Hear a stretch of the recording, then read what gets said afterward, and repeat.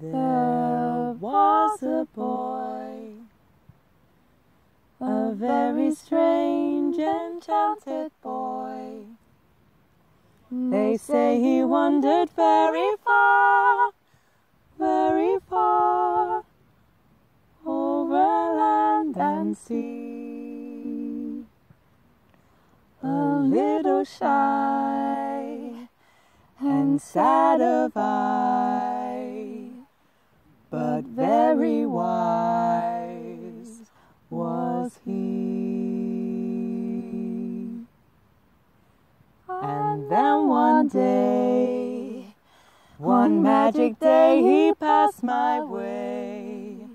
And while we spoke of many things, fools and kings, this he said to me: